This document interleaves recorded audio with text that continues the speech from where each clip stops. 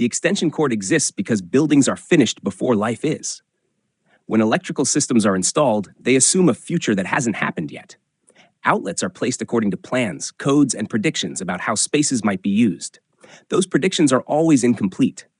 Furniture moves. Technologies change. New needs appear. Old ones disappear. Electricity, however, remains fixed. Before extension cords were common, power dictated behavior. Appliances lived near outlets. Lamps defined furniture placement. Tools stayed close to walls or generators. If something didn't reach, the environment had to change. Distance was not a minor inconvenience. It was a limit. The extension cord is the first widely accepted admission that electrical planning cannot keep up with human behavior. It does not alter infrastructure. It does not require permission. It does not ask for foresight. It simply stretches the boundary of what was already there. Early electrical solutions favored permanence. Wiring was embedded in walls, protected by conduit, regulated by strict codes. That rigidity was intentional. Electricity is invisible, powerful, and dangerous. Making it immovable reduced risk by reducing choice. The extension cord introduces choice back into the system. That choice immediately creates tension. Every added meter of wire increases resistance, heat, and potential failure. Every flexible surface introduces wear. Every connection point becomes a weakness. The extension cord is, by definition, less safe than permanent wiring, and yet it exists everywhere. Its design reflects an attempt to make a dangerous compromise survivable. The wire inside an extension cord is sized according to expected misuse, not ideal use, misuse. Designers assume the cord will be coiled while carrying current, stepped on, bent sharply, pinched indoors, and run under rugs. These behaviors are not edge cases. They are the norm. The insulation must absorb abrasion without cracking.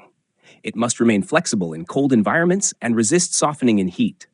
It must protect against shock while tolerating oils, dust, and moisture. No single material excels at all of this, so the cord settles for adequacy across many conditions rather than excellence in one. This is why extension cords feel slightly rubbery but not soft, why they resist kinks but never fully avoid them, why they age visibly rather than failing silently. Even the plug design encodes human expectation. The prongs are rigid enough to maintain contact, but forgiving enough to survive being yanked sideways.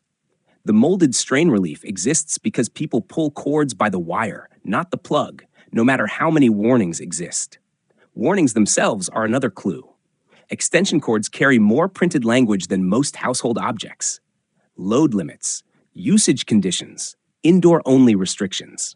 These warnings persist because behavior does not change.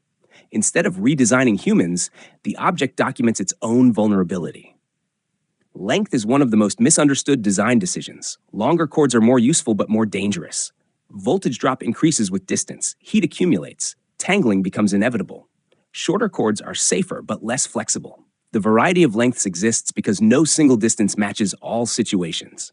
Yet even when a cord is too long, people use it anyway. This reveals a core truth. Extension cords are rarely chosen optimally. They are chosen because they are nearby.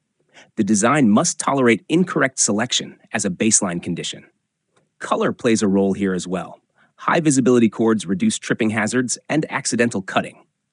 Low visibility cords reduce visual clutter. Both are used in the same environments for opposite reasons. The extension cord cannot decide whether it should be seen or ignored, so it allows both.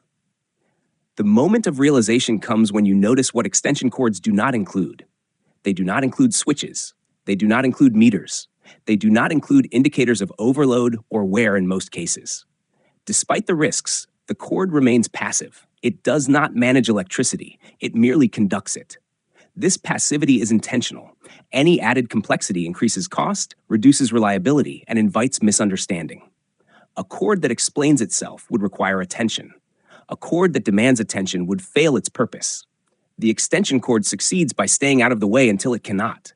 Failure, when it comes, is meant to be obvious. Insulation cracks. Plugs discolor. Heat becomes noticeable. These signals are crude but legible. The cord communicates in physical language rather than digital alerts.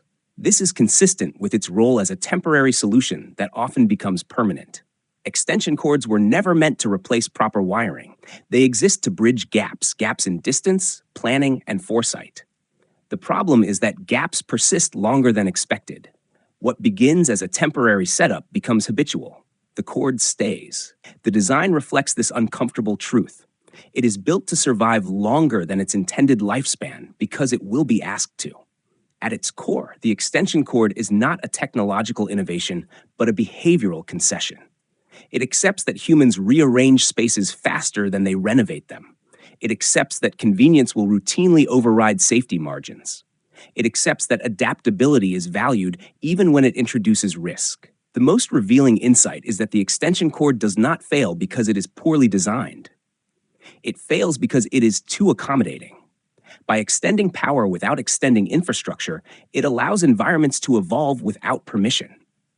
That flexibility is both its strength and its danger. It keeps systems running while quietly postponing the moment when a better solution is required.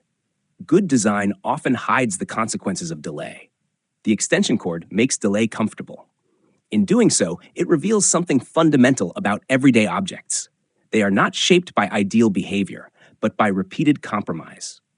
They succeed not by enforcing rules, but by absorbing human inconsistency without immediate collapse. The extension cord looks the way it does because it is designed to survive being a mistake for a very long time.